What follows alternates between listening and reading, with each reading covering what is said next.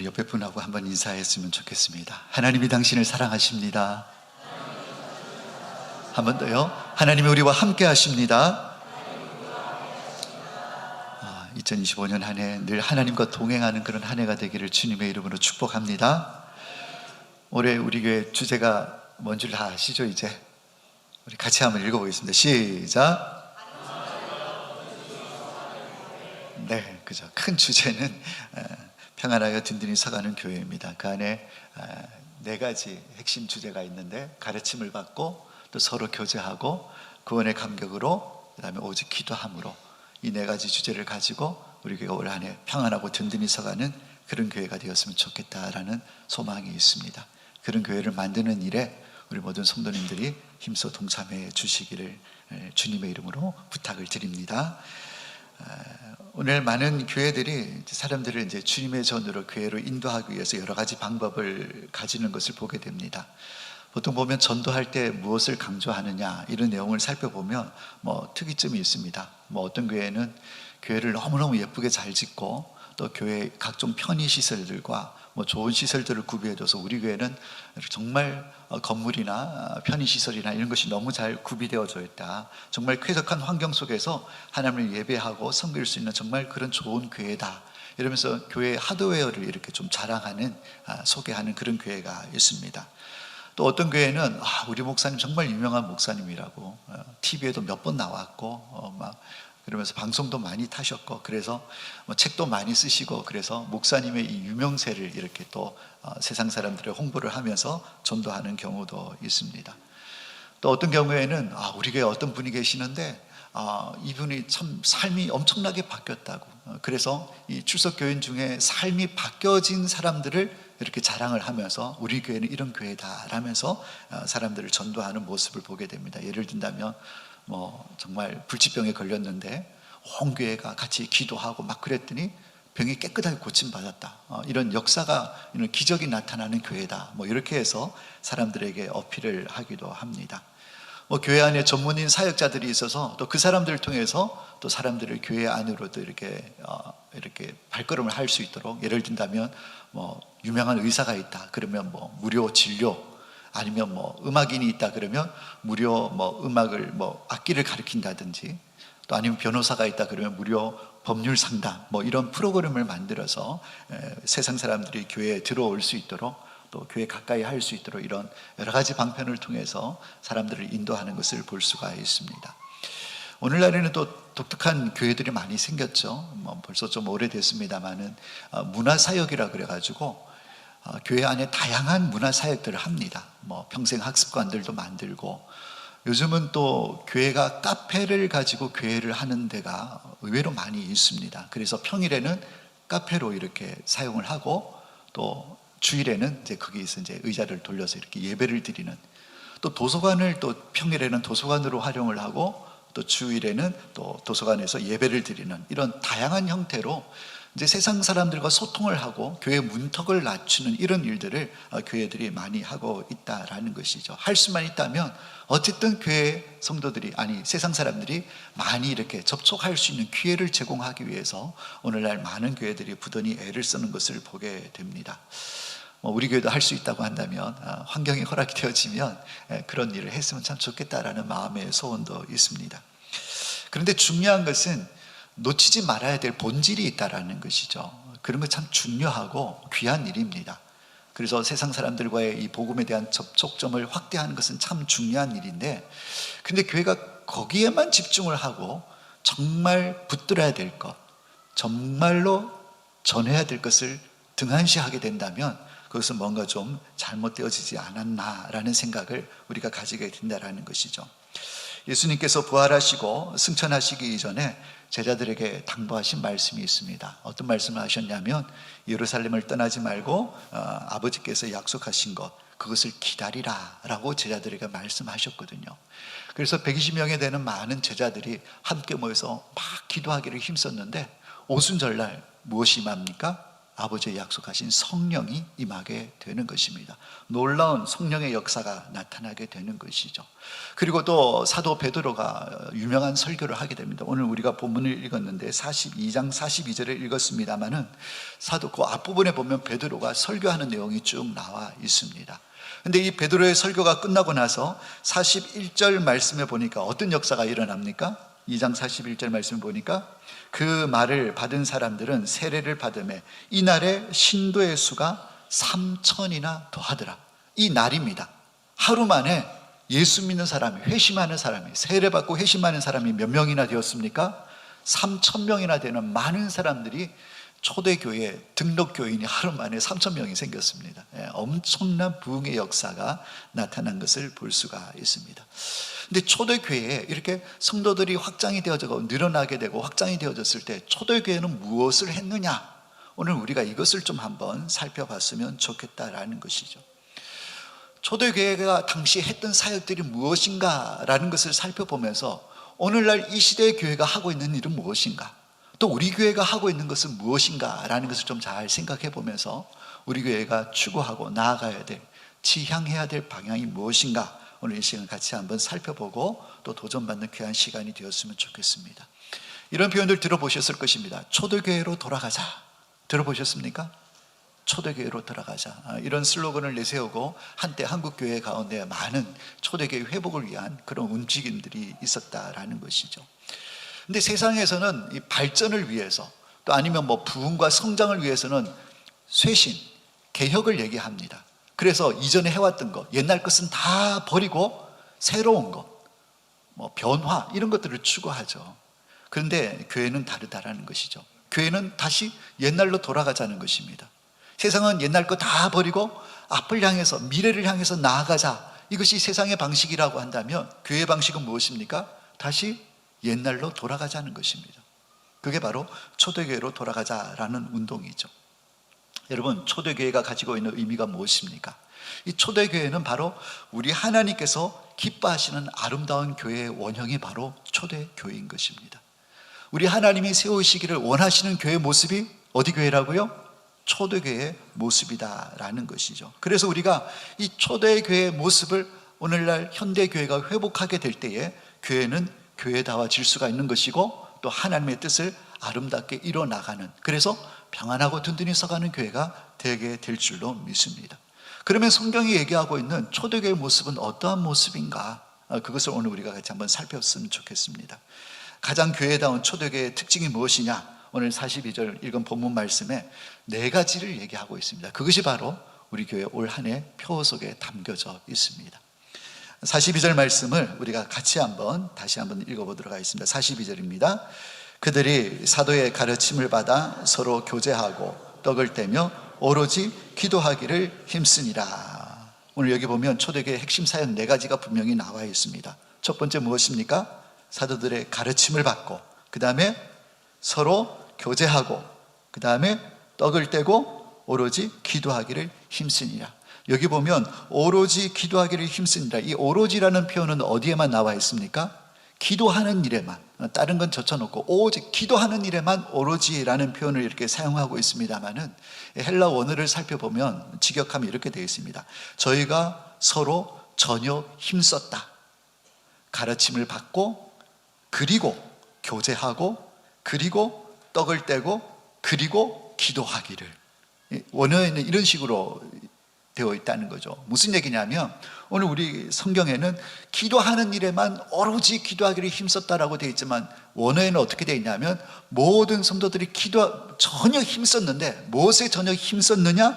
가르침을 받는 일에 전혀 힘썼고, 교제하는 일에 전혀 힘썼고, 떡을 떼는 일에 전혀 힘썼고, 그 다음에 기도하기를 전혀 힘썼다. 이 오로지라는 단어가 이 4가지 모든 일에 다 적용이 되어진다는 얘기인 것입니다. 우리 개역 성경에는 기도하는 일에만 오로지라고 되어 있는데 원어에는 모두 다 전혀 힘썼다라는 것입니다. 그래서 초대교회의 모습 가운데 첫 번째 보여주는 모습은 뭐냐면 모든 성도들이 뭐 했다? 말씀을, 가르침을 받는 일에 전혀 힘썼다라는 것입니다. 전혀 힘썼다라는 것입니다. 그들이 사도의 가르침을 받아 그랬는데, 여러분, 이 사도의 가르침을 받았다라고 이렇게 제일 먼저 기록하고 있는데, 이 가르침의 단어, 중요한 단어가 바로 이 디다케라는 단어입니다. 여러분, 예수님의 3대 사역을 꼽으라 그러면 세 가지, 3대 사역, 세 가지를 얘기할 수 있는데, 먼저 가르치시고 천국 복음을 전파하시고 모든 병과 악한 것들을 고치시고, 그러니까 가르치고 전파하시고 고치시고, 이게 예수님이 감당하셨던 3대 사역이라는 것이죠. 그래서 이 3대 사역을 누가 그대로 배우게 됩니까? 12제자들이, 다른 말로 하면 사도를 12제자라고 얘기합니다. 이 12제자가 그대로 예수님께서 하신 이 가르치는 사역을 받았습니다. 그리고 그 사역을 감당했어요. 그리고 오늘날에는 목회자와 교사들이 지금도 예수님께서 하셨던 이 가르치는 사역을 오늘날까지 감당하고 있고, 그리고 주님 오시는 그날까지 이 가르치는 사역은 계속되어진다라는 것이죠. 여러분, 가르침은 우리 주님의 마지막 명령이었습니다. 여러분, 가르치는 사역이 왜 중요하느냐? 이것은 마치 주님의 유언과, 마지막 당부하신 유언과 같은 명령이었다라는 것이죠. 마태복음 28장 19절 20절, 맨 마지막 장 말씀입니다. 그러므로 너희는 가서 모든 민족을 제자로 삼아 아버지와 아들과 성령의 이름으로 세례를 베풀고 내가 너희에게 분부한 모든 것을 가르쳐 지키게 하라. 우리 예수님께서 승천하시기 전에 제자들에게 당부하신 내용이 무엇이라고요? 모든 것을 가르쳐 지키게 하라. 마지막으로 부탁하신 명령이 이 명령이다라는 것이죠. 이 명령을 오늘날 교회에게, 성도에게 우리 예수님께서 주셨다라고 해도 과언이 아닌 것입니다. 여러분, 교회가 잘 감당해야 될 사역이 있다고 한다면 바로 가르치는 사역이다라는 것이죠. 여러분, 교회가 해야 될 사역들 많이 있습니다. 구제사역 해야죠. 주변의 어려운 이웃들, 또 가난한 이웃들을 돌아보는 사역들, 그들의 필요를 채우는 사역들 해야 하는 것입니다.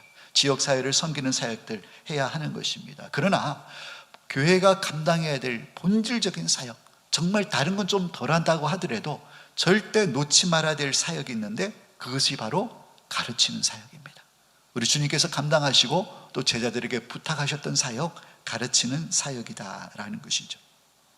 여러분, 이 가르치는 사역이 우리 주님께서 하신 마지막 명령이기 때문에 중요하기도 하지만, 이 가르치는 사역이 또 왜 중요한가라고 했을 때 바로 성경의 목적을 이루는 수단이 되기 때문에 가르침인 그 사역이 또 중요하다라는 것이죠.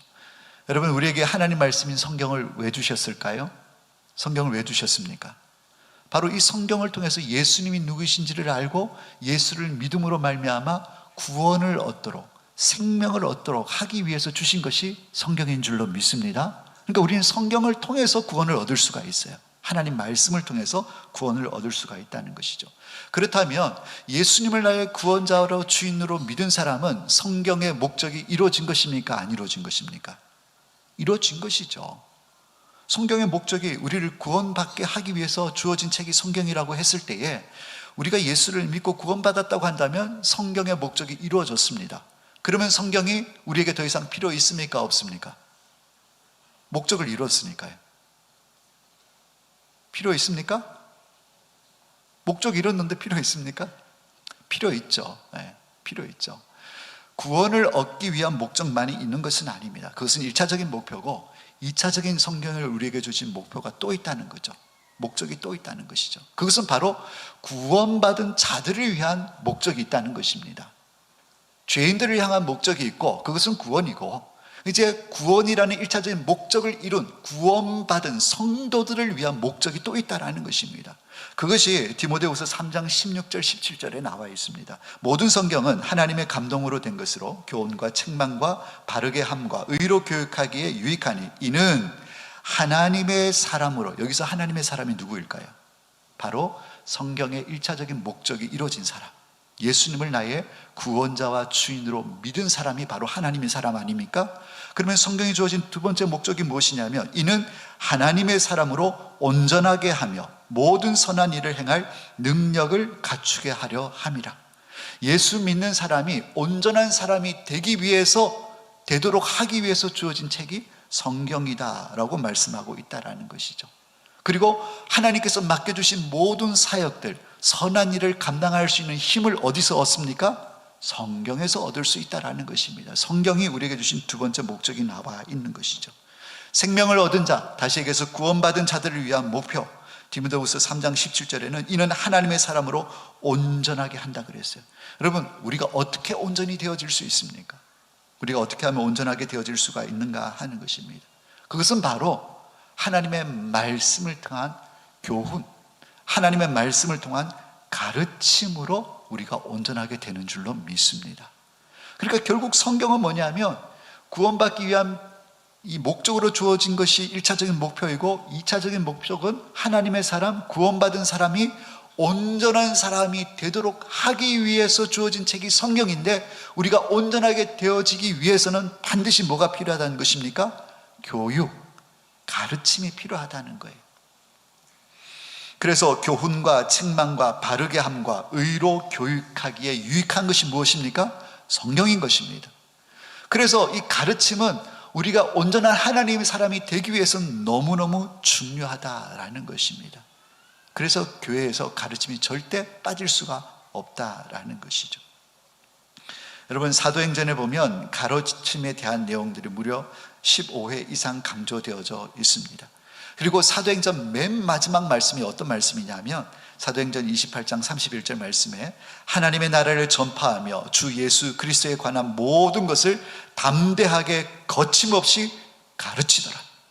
사도행전의 맨 마지막 말씀이 무엇이냐면 바로 담대하게 거침없이 예수 그리스도에 관한 것을 가르쳤다는 것입니다. 여러분, 이것이 사도행전의 힘인 것입니다. 왜 사도행전이 힘이 있냐면 거침없이 예수에 대해서 가르침으로 마지막을 맺고 있기 때문에 그렇다라는 것입니다. 여러분, 오늘날 하나님의 교회가 거침없이 복음을 선포하는 교회가 되어야 될 줄로 믿습니다.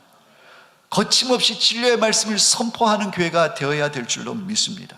예수님이 누구신지, 복음이 무엇인지, 죄가 무엇인지 이런 것들을 거침없이 가르쳐야 하는데 오늘날 교회가 그렇지를 못하다라는 것이죠. 거침없이 가르치는 이 가르침이 점점 위축되어지고 있다라는 것입니다. 왜 그렇습니까? 성도들이 안 원하는 거예요. 오늘날 교회에 들어와 있는 성도들이 교회에 와서 듣고 싶어하는 메시지가 있습니다.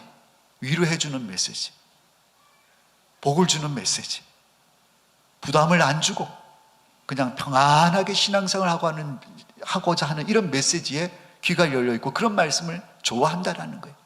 그러다 보니까 성도의 필요를 채우기 위해서 강단에서도 선포되어지는 메시지가 점점 죄에 대해서, 복음에 대해서, 예수에 대해서 뭐 이런 말씀보다는 이제 어떻게 하면 잘 살까, 어떻게 하면 복 받을까, 뭐 삶의 처세술 이런 것들을 가르치는 설교로 뭐 철학이 들어가고 심리학이 들어가고 뭐 세상 얘기가 들어가고, 그러면서 점점 담대하게 전해야 될 메시지가 점점 사라지고 있다라는 것입니다. 간절히 원하기는 우리 방객교회는 하나님의 말씀이, 예수 그리스도에 관한 모든 말씀이 담대하게 선포되어지는 그런 교회가 되기를 예수님의 이름으로 축복합니다. 여기는 저에게도 책임이 있고 말씀을 받는 여러분들에게도 책임이 있는 것입니다. 그렇다면 사도들은 무엇을 가르쳤는가? 사도들의 가르침을 받았다 그랬으니까 그러면 사도들이 뭘 가르쳤는가? 그것을 알아야 되겠고, 그러면 우리 교회에서는 무엇을 가르쳐야 되는가? 이것을 우리가 살펴야 되겠죠. 여러분, 사도들이 가르친 것이 무엇입니까? 바로 예수님이 구원자 되신다는 사실을 가르쳤다는 것입니다. 사도행전 2장 21절 말씀에 누구든지 주의 이름을 부르는 자는 구원을 받으리라 하였느니라. 2장 40절 말씀에 또 여러 말로 확증하며 권면하여 이르되 너희가 이 패역한 세대에서 구원을 받으라 하니. 사도행전 16장 31절 말씀에 이르되 주 예수를 믿으라 그리하면 너와 내 집이 구원을 받으리라 하고, 사도행전 뿐만 아니라 사도들이 계속해서 강조했던 내용은 뭐냐면 예수 그리스도를 통한 구원인 것입니다. 예수 그리스도를 통하지 않고서는 구원이 없는 것입니다. 그들이 담대하게 외쳤던 것 바로 예수 그리스도를 통한 구원이었습니다. 왜 사도들이 예수 그리스도를 통한 구원을 그렇게 강조를 했습니까? 이 땅은 소망이 없기 때문에 그렇습니다. 죄로 말미암아 망할 수밖에 없고 본질상 하나님의 진노 아래 놓여져 있는 그런 영적인 상태에서 그들의 유일한 소망은 누구밖에 없다는 것입니까? 예수 그리스도밖에 없다는 사실을 사도들이 전하지 않을 수가 없었다라는 것입니다. 여러분, 이거 외에는 소망이 없는 것입니다. 본질상 진노의 자녀였고 모든 사람이 죄를 범하여서 하나님의 영광에 이르지 못한다 그랬고 죄의 삭은 사망이라고 분명히 성경이 선언하고 있는데 그런 소망 없는 죄인들에게 유일한 소망이 있다고 한다면 예수밖에 없는 것입니다. 예수를 통해서만 구원을 받을 수 있다는 이 사실을 사도들은 힘써 전하고 담대하게 전했다라는 것이죠. 우리에게는 이 구원의 문제를 해결할 수 있는 길이 없습니다. 그런 능력이 우리 가운데 없다라는 것이죠. 그래서 하나님께서 죄인들을 사랑하셔서 그들을 구원하기 위해서 하나밖에 없는 아들 독생자 예수를 사람의 몸을 입혀서 이 땅에 보내주신 것입니다. 히브리서 9장 22절에 있는 말씀처럼 피 흘림이 없은 즉 사함이 없다고 하신 그 말씀에 근거해서 죄의 문제를 해결하기 위해서는 반드시 피를 흘려야 되는데 이를 위해서 하나님의 아들 독생자 예수 그리스도가 인간의 몸을 입고 사람의 몸을 입고 이 땅에 오신 것입니다. 그래서 죄인들의 죄를 다 짊어지시고 십자가에 못 박혀 죽으심으로 말미암아 우리에게 죄의 용서함과 구원의 길이 열려진 줄로 믿습니다. 사도들이 강조할 수밖에 없었던 것은 바로 이 복음이었습니다. 다른 방법으로 이제 당시의 율법주의자들이 그렇게 주장하고 가르쳤던, 율법 선생들이 그렇게 가르쳤던 선을 행함으로 율법을 지킴으로써 절대 의로울 수 없고 유일한 소망이 있다고 한다면 오직 예수를 나의 구원자와 믿음으로 말미암아 구원을 받을 수 있다라는 것, 이 메시지가 당시 사도들의 가장 강력한 핵심 메시지였다라는 것입니다. 여러분, 죄인들이 당신 죄인입니다 라고 얘기하면 좋아하겠습니까? 절대로 좋아하지 않습니다. 이런 경험이 좀 많이 있어요. 복음을 제시하고 이제 영접 기도를 하려고 할 때 저를 따라서 기도해 달라고, 내 신앙의 고백으로 같이 기도했으면 좋겠다고 기도할 때 하나님, 그러면 하나님 따라 하잖아요. 저는 죄인입니다 하면 가만히 있어요. 분명히 영접 기도 하겠다고 따라 하라고 얘기했는데 하나님까지는 잘해놓고 저는 죄인입니다 그러면 저는 죄인입니다 하고 고백을 해야 되는데 대답을 안 하는 거예요. 같이 기도를 안 하는 겁니다. 그래서 다시 한 번 더 저는 죄인입니다, 또 대답을 안 해요. 저는 죄인입니다, 또 대답을 안 해요. 눈을 떠서 보면 빤히 쳐다보면서 저 죄인 아닌데요 이렇게 얘기하는 분들이 많다는 거예요. 죄인이다 했을 때 좋아할 사람이 어디 있습니까? 그러나 죄인임이 선포되어져야 되고 그 죄인들이 구원받을 수 있는 유일한 길이 예수님이라는 사실이 선포되어질 때에, 그 말씀을 받을 때에만 유일한 소망이 있다라는 것이죠. 그런데 죄인이다, 지옥 간다, 멸망받을 자녀이다, 진노의 자녀이다 별로 듣기 좋아하지 않습니다. 그래서 1년 내내 다 지나가도 설교마다 죄인이라는 사실을 듣기가 쉽지 않다라는 거죠. 듣기 좋은 어떤 그런 얘기들만 설교로 가득가득 채우는 그런 모습들이 오늘 이 땅 가운데 나타나고 있다라는 것이죠. 그러나 사도행전의 사도들은 그러지를 않았습니다. 오직 예수를 통한 유일한 구원, 예수님을 통한 구원만이 유일하다라고 그것을 담대하게 사도들이 전했다라는 것입니다. 그래서 너무나 잘 알고 있는 내용이고 식상한 내용일지 모르겠지만 저는 강단에서 예수님만이 우리의 유일한 구원자가 되심을 자주 선포하기를 원합니다. 오직 예수만이 우리의 유일한 소망인 것입니다. 이것이 바로 초대교회 사도들이 담대하게 선포했던 메시지였습니다. 두 번째, 사도들이 선포했던 메시지가 무엇입니까? 그것은 바로 예수님이 주인이 되신다라는 것입니다.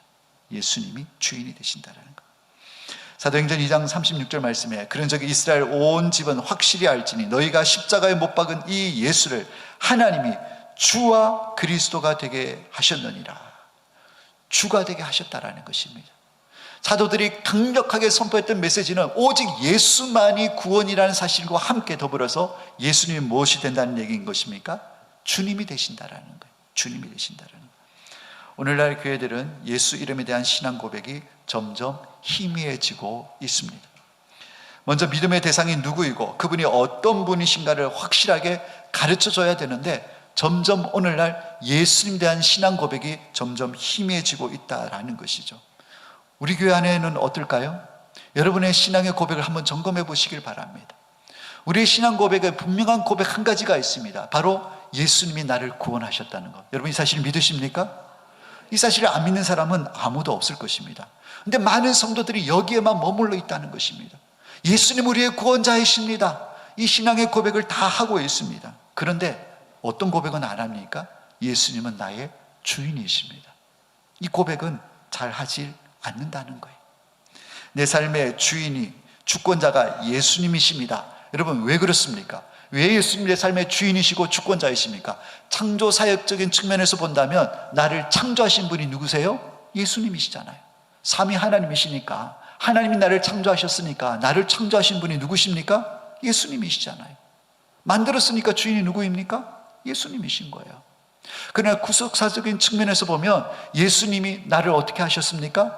값을 치르고 사셨잖아요. 여러분, 마트에 가거나 아니면 문방구에 가서 어떤 물건이 있으면 내가 이거 얼마예요? 얼마입니다. 그리고 값을 치르는 순간, 대가 지불이죠. 치르는 순간 그거 누구 거 됩니까? 내 거 되잖아요. 왜요? 값을 치렀으니까. 예수님께서 십자가에서 피를 흘리셔서 생명으로 우리의 죄에 대한 값을 치러주셨습니다. 사셨다고요. 그러니까 우리의 주인은 누구라는 뜻입니까? 예수님이다라는 것이죠. 근데 오늘날 많은 성도들이 구원의 감격에는 머물러 있는데 내 삶의 주인인 예수님을 주인으로, 나의 주권자로 인정하고 받아들이고 있지는 않다라는 거예요. 그래서 신앙생활을 해도 예수 믿어서 천국은 가고 싶어요. 그러나 내 삶의 주인은 내가 되고 싶은 이런 마음으로 신앙생활을 하고 있다는 것입니다. 여러분, 내가 예수를 믿는 그 순간 단순히 예수님을 나의 구원자로만 모신 것이 아니라 값을 치르면서 나를 구원해 주셨단 말이죠. 그렇기 때문에 예수를 나의 구원자로 모시는 순간 예수님은 곧 나의 뭐가 되시는 것입니까? 주인이 되신다는 이 신앙의 고백이 반드시 있어야 하는 것입니다. 초대교회 사도들은 가르치는 메시지가 뭐였냐면 바로 예수님이 바로 주인이시다라는 것을 끊임없이 가르쳤습니다. 선포했습니다. 그래서 많은 이 사도들의 가르침을 받는 성도들이 바로 예수님이 나의 주인이 되신다고, 나의 왕이 되신다는 이 고백을 가지고 살았습니다. 사도들의 가르침을 받아서. 여러분 아시죠? 초대교회 당시에 로마가 유대를 이렇게 점령을 하고 있지 않았습니까? 그때 초대교회는 황제 숭배 사상이 있었습니다. 그러니까 왕 외에는, 가이사 외에는 다른 신이 없다, 다른 왕이 없다, 오직 가이사만이 왕이다 라는 이런 신앙이 초대교회 그 당시의 사회 관습이었습니다. 그러니까 다른 신, 다른 주인, 다른 왕을 인정하지 않는다고 했는데 사도들의 가르침이 무엇입니까? 예수님이 왕이라는 것입니다. 예수님이 주인이라는 것입니다. 이것은 반역죄인 것입니다. 가이사 외에는 주인이 없는데, 가이사 외에는 왕이 없는데 예수를 왕이라고 그러고 주인이라고 그러는 것은 반역인 것입니다. 그러나 사도들은 목숨 걸고 담대하게 예수를 주라고 가르쳤던 것입니다. 그리고 그 가르침을 받았던 초대교회 많은 성도들도 예수를 주로 인정하고 고백하고 살았다는 것입니다. 어느 자리까지? 숭배의 자리까지 가기까지 그들은 예수를 주인으로, 왕으로 인정하고 고백하는 삶을 살았다는 것입니다. 간절히 원하기는 우리 방격교 모든 성도님들, 예수님이 나의 구원자 되시는 것, 이건 이제 이미 오래전부터 우리가 고백하고 있었던 신앙이에요. 그러나 이 고백을 넘어서서 예수님은 나의 모든 것의 주인이 되십니다. 나의 왕이 되십니다. 이 고백이 있으시기를 예수님의 이름으로 축복합니다. 2025년 나에게 주셨어요. 주신 것이지만 나에게 너 해라고 주신 것이 아니라 맡겨 주신 것입니다. 맡겨주셨다는 얘기는 도로 찾을 때가 있다는 것입니다. 주인된 권리는 여전히 우리 주님께 있는 것입니다. 단지 나에게 사용하라고, 하나님 뜻에 합당하게 잘 사용하라고 위탁해 주신 거예요. 내가 주인 아닙니다. 주인된 권리는 우리 주님께 있습니다. 단지 맡겨주신 것을 잘 사용하고 관리해야 될 책임이 있을 뿐이지 나에게 그 권리가 있는 것은 아닙니다. 올 한 해 주인 되신 주님의 주권을 인정하며 살아가시는 그런 우리 모두가 되길 바랍니다. 시간, 건강, 물질, 소유, 모든 영역에 있어서 주인은 우리 주님이시다라는 이런 믿음의 고백이 있으시기를 바랍니다. 세 번째, 사도들이 가르쳤던 중요한 가르침의 핵심은 바로 예수님이 그리스도가 된다라는 가르침이었습니다. 그리스도, 뜻은 기름 부음을 받은 자라는 뜻입니다. 여러분, 성경에 보면, 특별히 구약에 보면 기름을 부어서 세우는 직분이 세 가지가 있었습니다. 왕을 세울 때 기름을 부어서 왕을 세웠고, 선지자를 세울 때 기름을 부어서 선지자를 세웠고, 제사장을 세울 때 기름을 부어서 제사장으로 삼았습니다. 그래서 예수 그리스도라고 얘기했을 때에 예수님은 그리스도이십니다. 다른 말로 하면 예수님은 왕이십니다. 예수님은 선지자이십니다. 예수님은 제사장이십니다. 이런 의미가 예수 그리스도라는 의미 가운데 담겨져 있습니다. 초대교회 사도들이 그렇게 강조했던 내용 중에 한 가지가 뭐냐면 예수님이 누구시라는 거예요? 그리스도라는 거예요. 예수님은 왕이시고 선지자시고 제사장이라는 것입니다. 그래서 이 세 가지 직분을 통해서 하나님의 뜻을 이 땅 가운데 선포하신 분이 바로 예수님이시다라는 것을 말씀하고 있다는 것이죠. 여러분, 예수님이 어떤 분이십니까? 자기 몸을 희생제물로 삼아서 하나님 앞에 거룩한 희생 제사를 올려드린 제사장 중에 대제사장이 바로 우리 예수님이신 줄로 믿습니다.